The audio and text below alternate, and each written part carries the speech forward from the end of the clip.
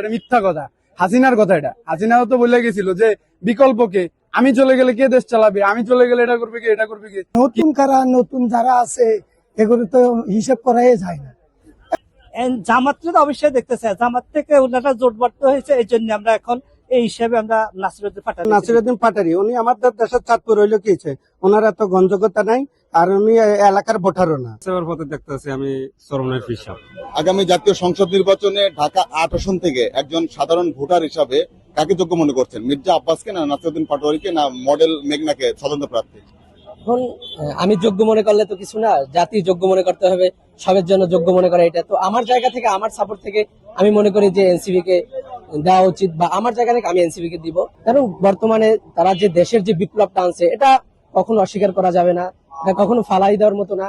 তারা চাই যে দেশকে উন্নত করতে হলে তরুণদের হাতে দেশ সুরক্ষিত, তরুণদের হাতে দেশ সুরক্ষিত থাকবে, তরুণদের হাতে দেশ উন্নত হবে। এটাই চাই যে যেখানেই থাকুক, যেমনই থাকুক, যে আসুক, সবে দেশের হয়ে কাজ করুক, জনগণের হয়ে কাজ করুক, জনগণের দুর্দশা দূর করে দিক। অনেকে বলছে যে এরা তরুণরা তো নতুন, এরা আসলে পরিচালনা করতে পারবে কিনা, এটা ব্যর্থ হবে কিনা, আপনার কি মনে হয়? না, সবই নতুন থাকে। আমি এখানে আসছি, আমি এখানে প্রথম যে আইসেই যে একদম শুরু থেকে মায়ের পেট থেকে যে আসছি এমন না, সবই নতুন থাকে, আস্তে আস্তে অভিজ্ঞতা অর্জন করে, আস্তে আস্তে সে বড় হয়।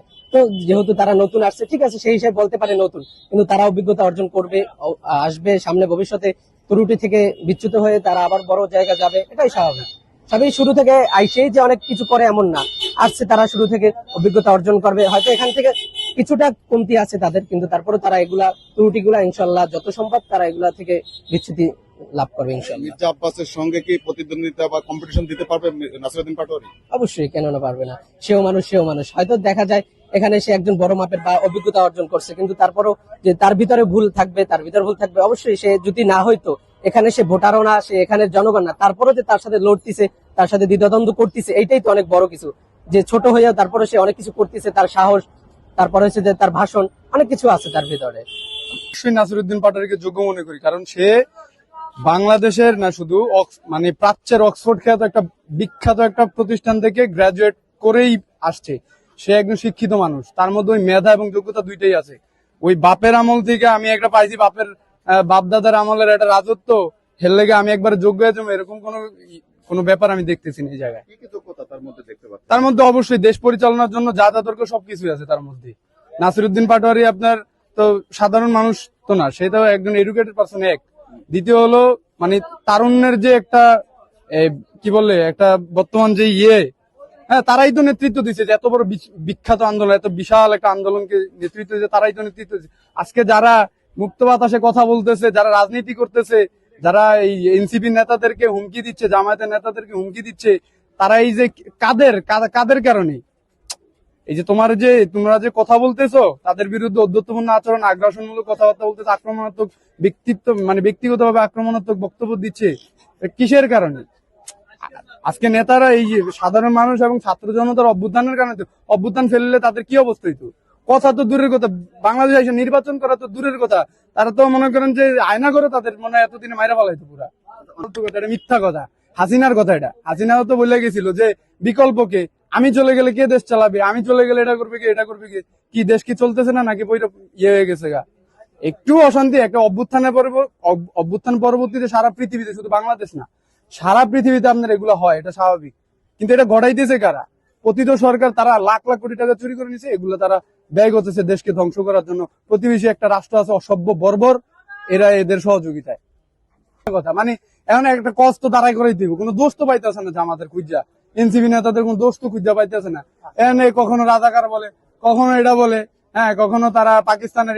আচ্ছা, আপনি হিসাব করে দেখেন, ভারতের পাকিস্তানের দুইটা রাষ্ট্রের মধ্যে আমার দেশের স্বার্থ রক্ষায় যারা আমার পাশে, সে আমার বাপের শত্রু হোক, আমার দাদার শত্রু হোক, কিন্তু আমার তো সে ভালো করতেছে। রাজনীতিতে, বিশ্ব রাজনীতিতে শত্রু মিত্র বলতে কিছু নাই। যে আমার দেশের স্বার্থের পক্ষে থাকবে, সে যত বড় হোক, তারাই আমি বন্ধু মনে করি। ভারত বর্তমানে আমি মনে করি ওরা জাতিটাই একটা মানে আমাদের বাংলাদেশ বিদ্বেষী, পুরা জাতিটাই। আগে মোদি ছিল, কিন্তু এটা ছড়াই দেওয়া হয়েছে পুরো ভারতের মধ্যে। এখন দেখেন আপনি, তারা বাংলাদেশি দেখলে বাংলাদেশের বিরুদ্ধে অপপ্রচার তো চালাইতেছে। আমি তো সোশ্যাল মিডিয়াতে অনেক বেশি অ্যাক্টিভ, আমি তো দেখি ইংলিশ, আলহামদুলিল্লাহ আমিও পড়াশোনা করছি, আমি গ্রাজুয়েট, তো সব মিলে আমিও দেখতেছি যে তারা আপনার বিভিন্ন মাধ্যমে, এক্স বলেন, হ্যাঁ, ইনস্টাগ্রাম, এইসব মানে ব্যাপকভাবে বাংলাদেশ বিদ্বেষ ছড়াচ্ছে তারা। জাতিগতভাবে, কিন্তু আগে এটা ছিল না। আগে ছিল একটা দল কেন্দ্রিক, যেমন বিজেপি শুধুমাত্র মানে বাংলাদেশের বিরুদ্ধে আগে অপপ্রচারটা চালাইতো, কিন্তু এখন এটা ছড়াই দেওয়া হয়েছে ওদের মধ্যে, পুরো ভারতীয়দের মধ্যে। হ্যাঁ সারা ভারত হ্যাঁ। বাংলাদেশের বিপক্ষে। হ্যাঁ, মানে মনে করি আর কি আগের থেকে বেশি পাচ্ছে বাংলাদেশ বিদ্বেষটা ভারতে। আমি মনে করি যে ঢাকা 8-এ মির্জা আব্বাসের সাথে কারোর তুলনা হয় না। উনি মেয়র ছিল, 2বার মন্ত্রী ছিল, প্লাস 3 স্থায়ী কমিটির সদস্য, কিন্তু আমি কাউকে দেখি না ওনার মতো প্রতিদ্বন্দ্বিতা করার মতো লোক। এখন বর্তমানে যারা বলতেছে বা আসছে, এরা বারাটিয়ার মতো। এরা এখন কি বলে, আধা ঘন্টা পরে কি বলে এ নিজেও বলতে পারে না। তো এ কি প্রতিদ্বন্দ্বিতা করবে? আমার মনে হয় না যে এরা দেশ চালাবে কি করে। এরা এদের এই যোগ্যতা নাই, পোলাপাইন মানুষ। এই নতুন যারা আছে এগুলো তো হিসাব করাই যায় না। বলতে পারে, অনেকে বলে, কিন্তু নতুনদের দিবে কারে দিবে? নতুন দিয়ে তো দেশ চালার মতো এই লোক নাই, কে চালাবে? কালকে তো দেখলাম 4টারে বান্ধা তুইছে জামাতে ইসলাম শিবির, ঠিক আছে, কি অপরাধে? কিন্তু চাঁদাবাজ কারা এটা প্রমাণ করে দিছে। কালকার ইয়াতে ধরা খাইছে না, এই যে এখানে 4 জন ধরা খাইছে, কি অপরাধে? ওই যে চাঁদাবাজি করতে গেছে তার জন্য। অবশ্যই আপনি অবশ্যই আমার থেকে ভালো জানেন একজন সাংবাদিক হিসাবে, এর তো জামানতে বাতিল হয়েছে। কি বলেন আপনি? আমি ঢাকা শহরে 84 সন থেকে এখানে ভোটার, এ নিজেই তো বলতে পারবে না ভোট কোন জায়গায় দিবে। এমন আছে ধানি শীষে দিয়ে দিবে না, তার অভিজ্ঞতা আছে। জিয়া রহমানের আদর্শের ছেলে এবং তার মা 3বার প্রধানমন্ত্রী ছিল। ওই আদর্শকেই নিয়েই সে এই দেশের প্রধানমন্ত্রী হতে যাচ্ছে ইনশাআল্লাহ। তুমি তো এদের কোনো খাওয়া আছে নাকি? কালকে ওই যে বৈষম্য ছাত্র আন্দোলন করে আইসা ওনা জামাতের লোকে যোগ দিছে রাজাকারের সাথে। তো এদেরকে কারা ভোট দিবে? এরা একটা দল হইল নাকি? ইসলাম কি? ইসলাম হইলো আমার ইমান ঠিক, ইসলাম ঠিক। কোন ইসলামিক জামাতে ইসলাম কি? সুদ করে না। আমরা ঢাকা 8 আসনে চাচ্ছি এমন এক ব্যক্তিকে যে ন্যায় নীতি ইনসাফপূর্ণ একটি সমাজ গঠনে সে ভালো ভূমিকা রাখতে পারবে। অন্যদিকে এই চাঁদাবাজ, সন্ত্রাস, দখলদারি মুক্ত যে সবচেয়ে ভালো ভূমিকা রাখতে পারবে এমন একজন প্রার্থীকে আমরা বেছে নেব। তো এক্ষেত্রে আমরা অতীতেও দেখেছি, তো অতীতে এখানে যারা একেবারে দীর্ঘদিন পর্যন্ত নেতৃত্বে ছিল তারা কিন্তু চাঁদাবাজি, দখলদারি মুক্ত করতে পারে না এই ঢাকা 8 আসনকে। স্বাভাবিকভাবেই আমরা নূতন কোনো কিছু চিন্তা করা আমার জন্য জরুরি হয়ে পড়ছে। আমরা চেষ্টা করব যে কোনো নূতন কোনো মুখ শক্ত, যার মাধ্যমে এই ঢাকা 8 আসনটি সুন্দর করে চলতে পারে এমন ব্যক্তিদেরকে আমরা আসলে চিন্তা ভাবনা করছি।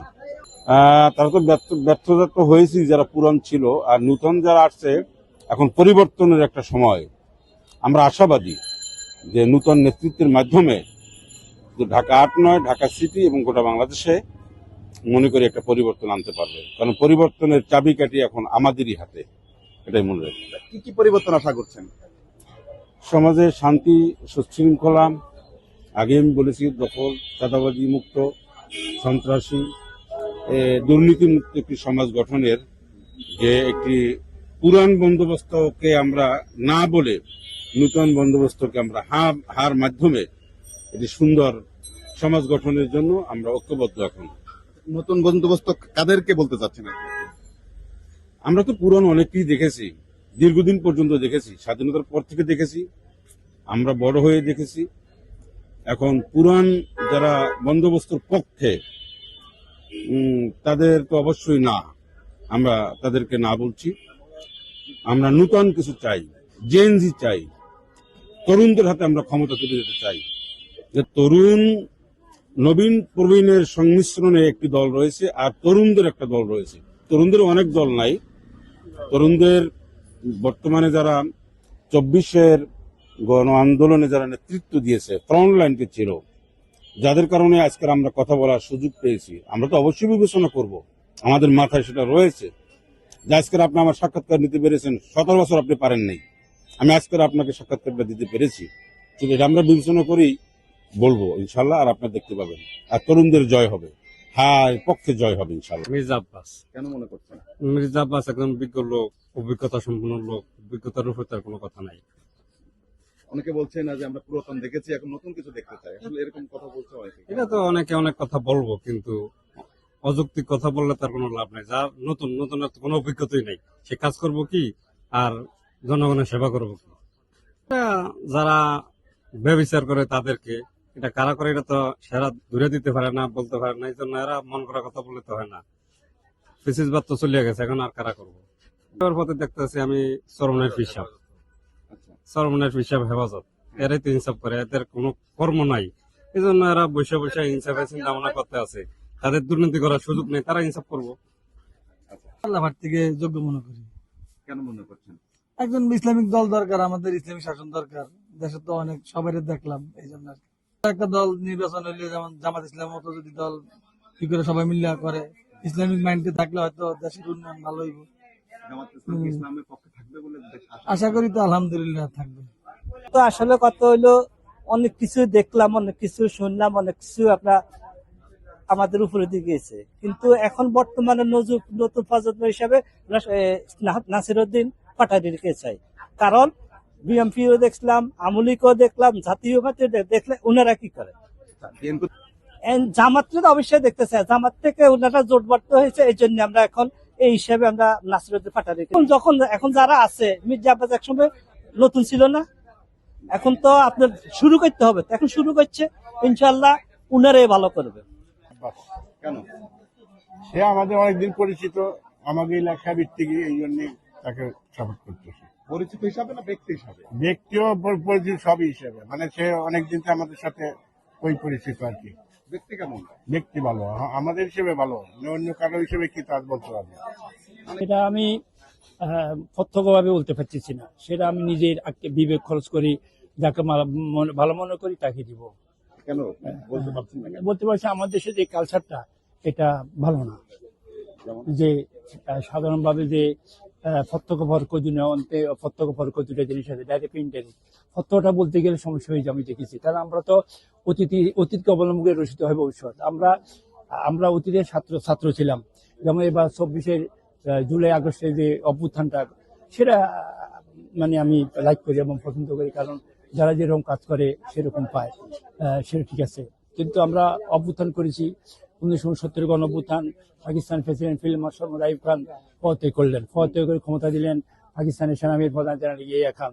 তিনিও বেসিক নিয়মকে চালাইয়ে দেশে পূর্ব পাকিস্তানের 7.5 কোটি মানুষের গণনির্যাতন শুরু করলো। আমরা ছাত্ররা দিলাম 11 দফা। 11 দফা ছিল আমাদের পূর্ব পাকিস্তানের 7.5 কোটি গণতন্ত্র আনতে হবে, নইলে গতি ছাড়তে হবে, গণতন্ত্র আদায় করো, মৌলিক বন্ধুকে বাতিল করো। তিনি ঠিকই আমাদের দাবি মেনে নিয়ে দেশে নির্বাচন দিচ্ছে। নির্বাচন পরে ক্ষমতা যে পাইলো, ক্ষমতা না দিয়ে তারা যা কিছু করলো, যে সাক্রমণ করলো, আমরা এদেশে মুক্তিযোদ্ধারা যুদ্ধ করে দেশ স্বাধীন করলাম। স্বাধীনতার পরে কিন্তু এদেশের জনগণ, আমি কিছু ভোগ করি নাই। যদি আমি স্বাধীনতা করছি বা সহযোগিতা করছি, আমি কোন সার্টিফিকেট নিই নাই। আমি তখন MA পাস করি, আমি সৌদি আরব চলে গেছি। চাকরি করার পর আমি সৌদি আরব চলে গেছি যুদ্ধের পরে। আমি এখন ওয়ার্ক করতেছি, কারণ এখন আই এম নো মানি, কারণ আমরা লুটতরাজ করি নাই। সংগ্রাম সময় অনেকে তো অনেক কিছু করেছে, দেখেছি এবং এখনো দেখি, কিন্তু আমরা ওটার বা আউট অফ মানে যেটা নাকি টেররিস্ট, যেটা নাকি সন্ত্রাসীমূলক কার্যকলাপ থেকে আমরা অনেক দূরে। আর এখন তো আমি I am 70 years old, 75 বছর বয়স, এখন অনেক কিছু দেখতেছি, কিন্তু ডোন্ট ডিসকাস অ্যাবাউট। কারণ হইলো বিশ্বাস করলে সমস্যা। এখানে সবাই বন্ধু বান্ধব, কেউ বিএনপি করে, কেউ জামাত করে।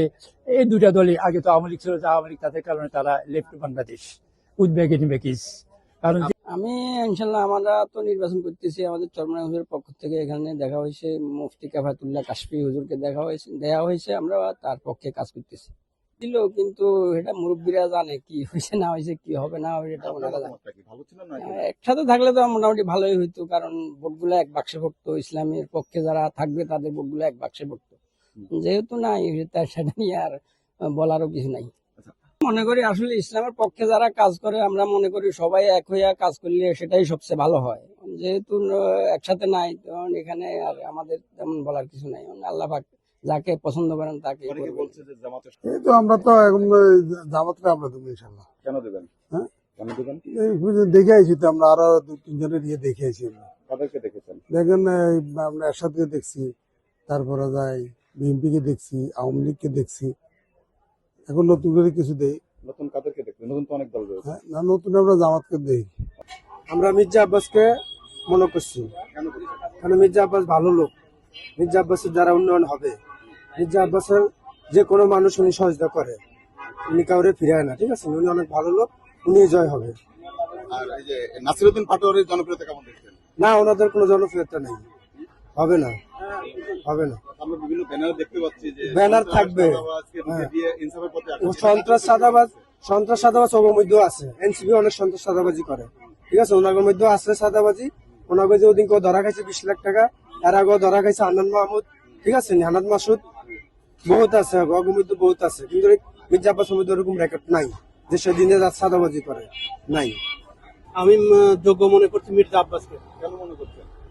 উনি একজন অভিজ্ঞ রাজনীতিবিদ, এই হিসাবে বলছে। উনি মানে উনি উইনার হতে পারবে, ভোটও ওনার বেশি আছে, আশা করা যায় উনি উইনার হবে এবং যোগ্য উনি আমার দৃষ্টিতে। তারও আছে, তারও জনপ্রিয়তা আছে, মোটামুটি ভালো। যোগ্য হিসাবে আমি মির্জা আব্বাসকে যোগ্য মনে করি। উনি অনেক পুরানা লোক, উনি স্থানীয় লোক, ওনার বাড়ি আছে। আর যেমন নাসিরউদ্দিন পাটারি, উনি আমাদের দেশের চাঁদপুর হইলো কি হয়েছে, ওনার এত গ্রহণযোগ্যতা নাই, আর উনি এলাকার ভোটারও না। মানে উনি হইলো স্থানীয় ভোটার মির্জা আব্বাস। ওনারে দিয়ে আমাদের সম্পূর্ণ কাজ হয়, রাস্তাঘাট যত কালপাট ব্রিজ হয়, যত উন্নয়নের কাজ ওনারে দিয়ে হয়। ওনারা একটা কথা বললে ইনশাল্লাহ উনি আমাদের কথাটা রাখে, উনি কোনোদিনও অমান্য করে নাই। তো এটার জন্য আমরা মির্জা আব্বাসের বাঁচে নিছি, ইনশাল্লাহ সবসময় বাচ্চা নিই, এবারও বাচ্চা নিব। এবার অনেক বড় ব্যবধানে নাসিরউদ্দিন পাটারি হারাইব মির্জা আব্বাসে। উনি তো বলতে পারে এই যে 5 আগস্টের পরে যে এই চাঁদাবাজ গুলো হয়েছে, যে কিছুদিন আগে তো আপনারা তো দেখতেছেন, মিডিয়ার মাধ্যমে আমরা সবকিছু দেখি, চট্টগ্রামে যে চাঁদাবাজ গুলো দেখছে, এরা কারা? এরা কি মির্জা আব্বাসের লোক না বিএনপির লোক? এরা তো এই এনসিপির লোক। এটা তো আপনারাই প্রকাশ করতে পারে।